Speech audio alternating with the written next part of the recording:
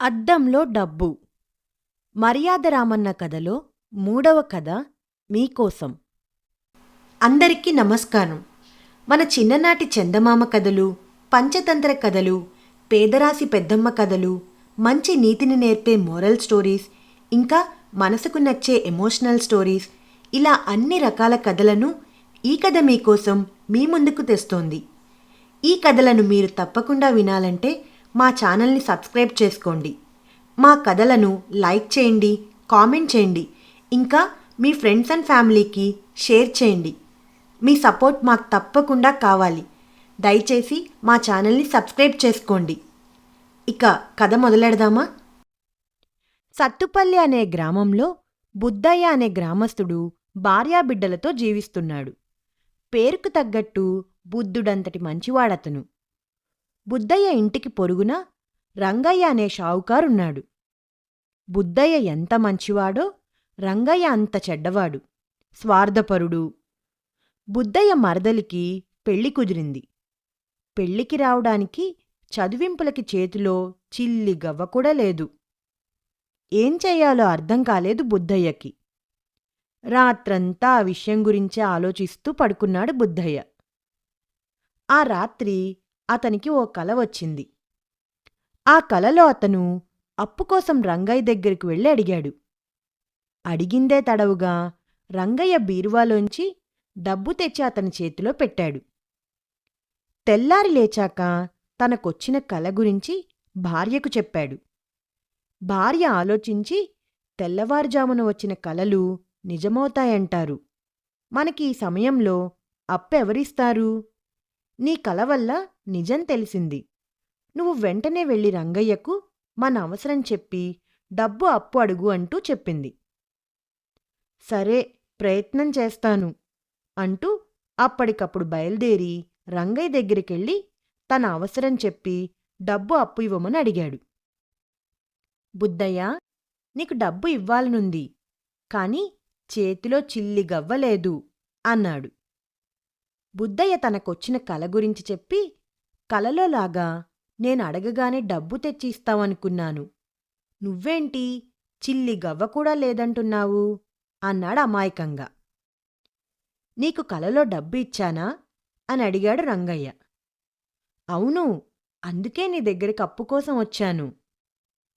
సరే, అయితే ఒక పని చెయ్యి. ఇప్పుడు నా దగ్గర డబ్బు లేదు. ఈరోజు పట్నం వెళ్తున్నాను. రేపు డబ్బొస్తుంది. నా భార్యకి చెప్పి వెళ్తాను. తీసుకో అన్నాడు రంగయ్య బుద్దయ్యతో. నీ మేలు ఈ జన్మలో మర్చిపోలేను రంగయ్య అన్నాడు బుద్దయ్య. మర్చిపోయినా పర్వాలేదు, నా అప్పు తీరిస్తే చాలు.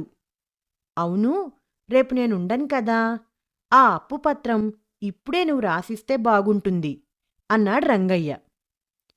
అలాగే అంటూ అప్పటికప్పుడు అప్పుపత్రం రాసిచ్చాడు బుద్దయ్య. సరే, రేపొచ్చి డబ్బులు తీసుకుపో అంటూ అతన్ని పంపించేసి పట్నం వెళ్ళిపోయాడు రంగయ్య. మొర్నాడు పొద్దున్నే రంగయ్య ఇంటికెళ్ళి డబ్బడిగాడు బుద్దయ్య. ఆయన నీకివ్వమని నాకేం డబ్బు ఇచ్చి వెళ్ళలేదు అని సమాధానమిచ్చింది ఆమె.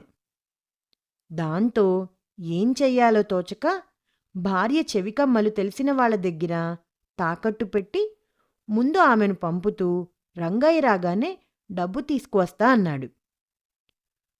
పట్నం వెళ్ళిన రంగయ్య రెండో రోజు తిరిగి వచ్చాడు. బుద్దయ్య వెళ్ళి రంగయ్యను తానడిగిన అప్పు డబ్బులను ఇప్పించమన్నాడు.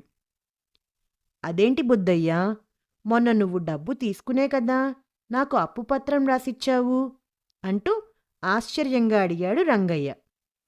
రంగయ్య తనని మోసం చేశాడన్న విషయం అర్థమైందతనికి.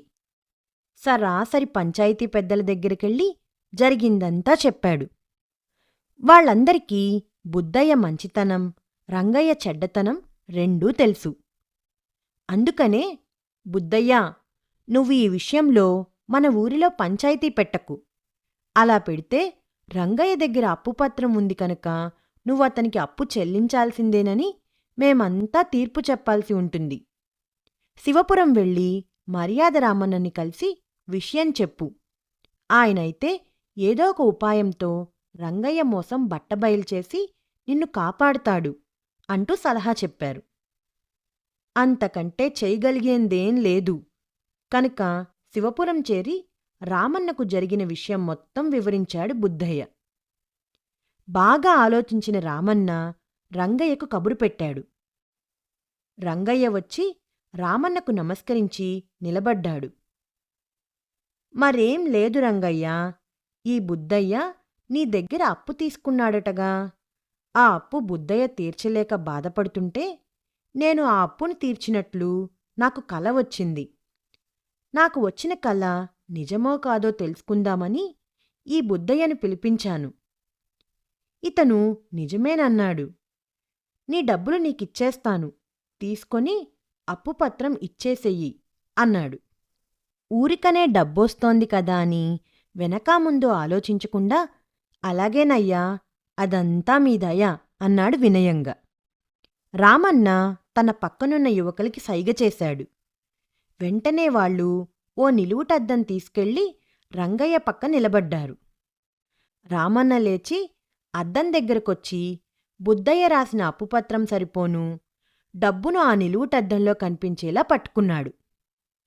రంగయ్యకు ఏం అర్థం కాక బొమ్మలా నిలబడిపోయాడు. తీసుకో రంగయ్యా, ఆ అద్దంలో కనిపిస్తున్న డబ్బులు తీసుకుని ఆ అప్పుపత్రం ఇచ్చేయి. నాకు వచ్చిన కలలో నీకు అప్పు ఇలాగే తీర్చాను అన్నాడు రామన్న. తన బండారం బయటపడిందన్న విషయం రంగయ్యకు తెలిసొచ్చి తన తప్పు క్షమించమని రామన్నను వేడుకొని బుద్ధయ్య అప్పుపత్రం ముక్కలు చేసి తల వంచుకుని వెళ్ళిపోయాడు. బుద్ధయ్యా, అప్పు పాములాంటిది, కాని పేదవాడికి ఆ పాముతో కాటువేయించుకోక తప్పదు. తప్పనిసరయ్యి కాటువేయించుకుంటే పర్వాలేదు, కాని ఇలా ఊరికే కాటువేసే పాముల బారిన పడకు అంటూ చెప్పి పంపేశాడు రామన్న.